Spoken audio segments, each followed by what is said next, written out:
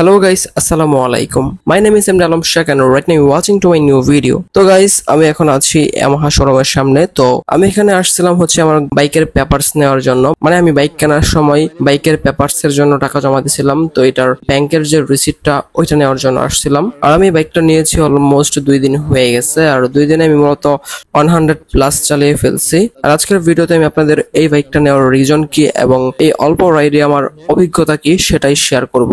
তো গাইস কথা হচ্ছে গিয়ে আমার এই বাইকটা নেওয়ার তেমন কোনো উদ্দেশ্য আগে ছিল না, বা এই বাইকটা নেওয়ার আধা ঘন্টা আগে আমি জানতাম না যে আমি আজকে এই বাইকটাই নিব। মানে মহান আল্লাহ তাআলা আমার কপালে লেখা রাখছিল, তাই আমি এটা নিছি। আর আছে না যে মানুষ বাইক কেনার আগে বিভিন্ন ধরনের বাইকের প্রতি একটা অ্যাট্রাকশন থাকে, তো আমারও ছিল। আমি চাইছিলাম যে একটা ফুল ফেয়ার বাইক নেব। মূলত নেকেট ভার্সনের বাইক নেওয়ার ইচ্ছা আমার ছিল না। আমি নিতে চাইছিলাম সুজুকি জিক্সার SF বা এমন কিছু একটা। আর এমন ইচ্ছাও ছিল ইউজড ভার্সন 3 বা হন্ডা সিভিআর কিছু একটা নেব, বাট শেষ মুহূর্তে এসে এটাই নিয়ে ফেললাম। আর কারণ কি আমি সেটা আপনাদেরকে বলছি। আমি যেদিন বাইকটা নেই সেদিন আমার মূলত বাইক কেনার কোনো প্রিপারেশন বা বাইক কেনার কোনো উদ্দেশ্য ছিল না। আমি আব্বুর সাথে আসছিলাম ব্যাংকে টাকা তুলতে। তো হঠাৎ করে আব্বুকে আমি বলি যে আব্বু বাইককে নিবা, তারপর আব্বু বলতেছে চল যাই দেখি। তারপর আমি আব্বুকে মাওনার মোটামুটি সব কয়টা শোরুমে নিয়ে যাই। প্রথমে নিয়ে গেছিলাম ইয়ামাহা শোরুমে, মানে ইয়ামাহা শোরুমের সামনে দিয়ে যাচ্ছিলাম, তো ভাবলাম যে একটু দেখা যাই, তাই বলছিলাম যে চলো দেখা যাই। তারপরে ভিতরে ঢুকলাম, ইয়ামাহা বেশ কয়েকটা বাইক আমি দেখলাম।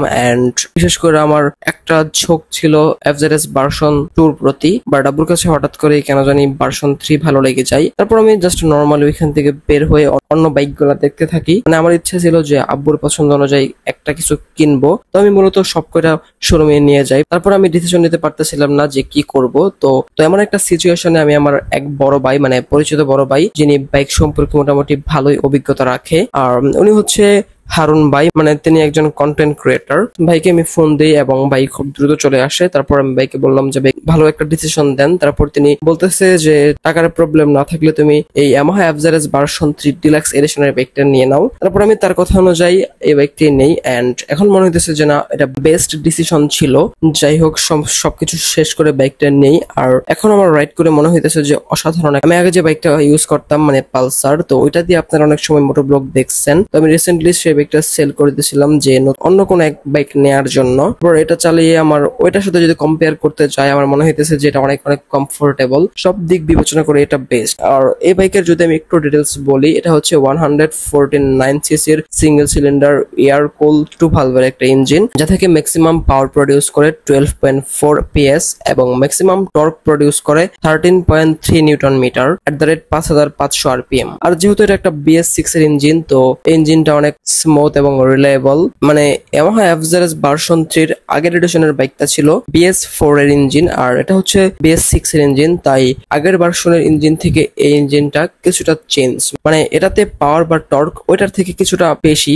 আর যেহেতু বাইকের ব্রেকিং পিরিয়ড চলতেছে, আমি ওইরকম ভাবে রাফ রাইড করতে পারতেছি না। তারপরে আমি যেহেতু পালসার রাইড করছি, পালসারের সাথে এটার কিছুটা ডিফারেন্ট ফিল করতেছি। মানে এটার রেডি পিকআপ বা ইঞ্জিন রিলায়েবিলিটি বা স্মুথনেস অনেকটাই বেশি। আর পালসার থেকে অবশ্যই এটার পাওয়ার বা ইনস্ট্যান্ট রেডি পিকআপ বা অ্যাক্সিলারেশন একটু বেশি। সবচেয়ে বেশি যে ব্যাপারটা সেটা হচ্ছে কমফোর্টেবল। মানে ইয়ামাহার এই সেগমেন্টের বাইকগুলোতে তারা সবচেয়ে বেশি এফোর্ট দেয় কমফোর্ট এবং ব্রেকিং এর দিকে। মানে এটার ব্রেকিং এক কথায় অসাধারণ। আমি যদি ব্রেকিং নিয়ে একটু বলি, এটার সামনে ইউজ করা হয়েছে 282 মিলিমিটারের disc brake with single channel ABS এবং রিয়ারে ইউজ করা হয়েছে 280 mm এর ডিস্ক ব্রেক, যা অসাধারণ ব্রেকিং কনফিডেন্স দেয়। আর এটাতে ফ্রন্টে আছে 100 সেকশনের টায়ার এবং রেয়ারে আছে 140 সেকশনের টায়ার, যা আপনাকে ব্রেকিং এ আরো বেশি কনফিডেন্স দেবে। আর আমি এই বাইক নিয়ে বিস্তারিত আর কিছু বলছি না, কারণ আমি খুব শীঘ্রই এই বাইকের ডিটেলস নিয়ে একটা ভিডিও আপলোড করব। মানে সেখানে আমি এই বাইকের সবকিছু তুলে ধরবো, কমফোর্ট, সিটিং পজিশন যা যা আছে বিস্তারিত সবকিছুই খুব সুন্দরভাবে আপনাদের মাঝে তুলে ধরবো।